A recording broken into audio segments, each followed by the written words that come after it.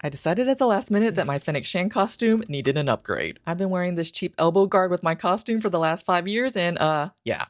Since I've been playing with TPU, I of course printed it out of TPU. There were some hanging bits from where the supports came off. Normally I would sand this down if this was PLA or PETG, but since it's TPU, I just snipped them off. I didn't even bother with sanding the raw print, I went straight to resin filling. I didn't have time to experiment with different products like I have in my other videos because I was con crunching, so I just used my normal process. I apply thin coats of resin followed by a short UV cure. Once I finish coating, I do an alcohol bath and then a 10-minute UV cure on each side, which I didn't film. I used some modeling paste to fill some holes that were at the bottom of the piece, and once that was dried and cured, I moved on to sanding. And yes, if you're curious, the guard was still flexible even after I coated with that UV resin. The primer, I used this flexible primer from SEM, and I know I've mentioned this in my other videos, the nozzle just isn't very good on this can. It came out very thick and clumpy, but wasn't really as big of a deal on this piece because it's just a flat surface and I could sand this down very, very easily. For the color coat, I asked Jordan to airbrush this for me. She did have to do several coats to get good coverage. However, I did have her stop short of full coverage because having a little bit of the undercoat showing gives a nice weathered look.